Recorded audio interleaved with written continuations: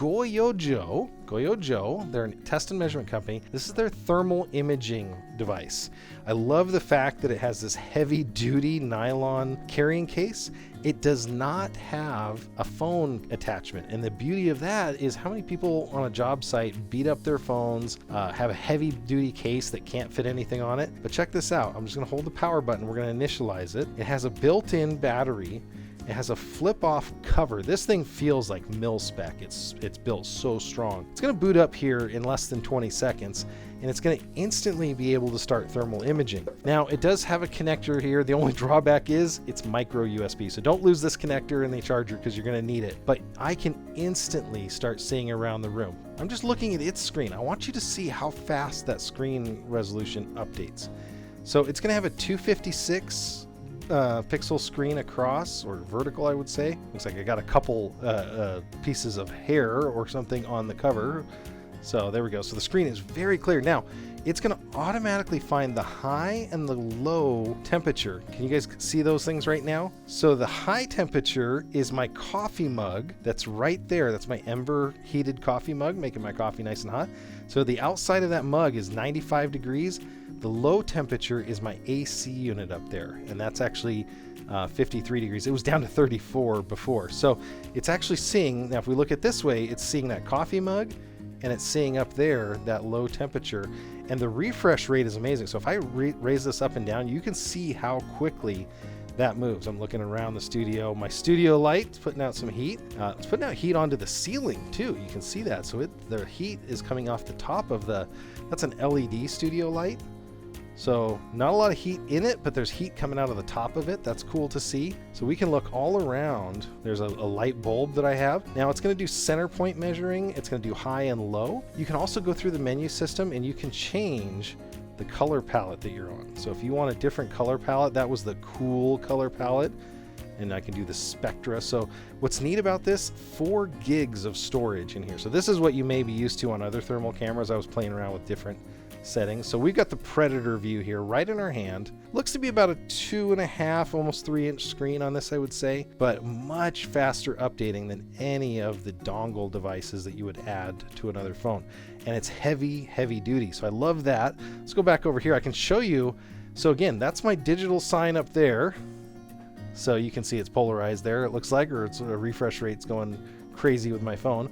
But if I go here, that's the thermal spectra that it's putting out. Those are the components behind the screen and how hot they are. That little point on the screen is 85 degrees. So that's kind of what you would use a thermal camera for. So this is the Goyojo company. You can record photos and video. So if you need to have evidence for a homeowner, maybe you're doing home inspection, maybe it's just you and you're wanting to take some pictures for things. I've used this on engines, that can be really good for thermal imaging. Plumbing, I'll show you an example of that coming up. But this comes with both a internal storage and a software application that comes inside that storage, which is pretty slick, and I'll show you that as well. This is that image I was showing you earlier. So it's telling me that it was 70 degrees where I was pointing it. These are the hot parts of my room. The cold part is up there. I can go to the next photo. This is yours truly, taken earlier today. It's got a 98.4 on my chin, so apparently I was warm right there. That was the hottest point, so you can use this for something like that. This was looking into my tool cabinet, and this is the reflected heat off of something. There's a whole bunch of stuff about emissive radiation and all that, but heat is a type of radiation that you put off. And so this thing is seeing even reflected heat, and you can change how that works. This is my little server cabinet over here, and I could tell my security system that I have here is one of the hottest pieces, and my battery bank here is one of the second hottest pieces in there. So you can use it for that. This was a picture of my water heater, and I was looking at the hot pipes. Now I took a bad photo here essentially on purpose, but I wanted to show you a couple better ones here.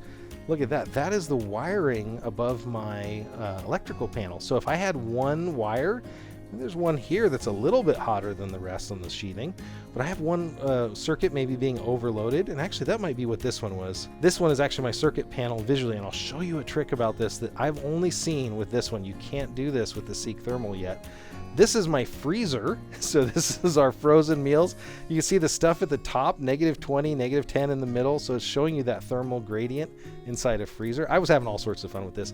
And this is my hot water tank. So you can see my hot water coming out here, and I've got a drain line, a condensate line, and some other stuff. So these have so many different uses. It's amazing. But I want to show you one other tool that this comes with, and this is this IR image tool. But you remember that original image I showed you guys? So this is the image right here. There's the image. So I'm looking at a saved file, a JPEG file. But watch what this thing does. Maybe I don't want to have the same, resolution here. I can go in here and I can change the color spectrum to the different color spectrum. So maybe I want to send this to a client and I picked the wrong color spectrum. You can actually change it to all of the different types of color space. So that was kind of cool. That was, one thing. You can change the units of heat because this is all saved inside the file, which is beautiful. This blend button, this thing not only takes a thermal image, but it takes a regular photo. So let me show you guys that real quick. This was earlier today, 5:07, right before the show. And I can blend the image. You can see here, I'm blending the thermal image over top of the regular image. So maybe you can't see what it was thermally, but this blend feature allows you to see the actual image. That's a really cool feature. I can't wait to have this in other modes. So these also work indoors and outdoors. So if you're outside and maybe you're looking for a water leak, those can be incredibly expensive to find. This is the video I took earlier today of my studio. So I'm just walking around and you can see the frame rate on this thing. This is at least 2 FPS, which is really cool. But yeah, you can see here I was looking at my computer. I was looking all around. Now it's going to give you 3 measurements all the time. It's going to give you the measurement up there like it shows, the cold measurement, the hottest measurement in the scene, and the point measurement, which is really cool. Super heavy duty. It is rechargeable. It does come with the charger. Once you plug it in, I was waiting. I was like, okay, there's got to be a light or something. It's so funny. It actually shows you the charging on the back when it's charging, which is really slick. That was from the Goyojo company, Goyogo.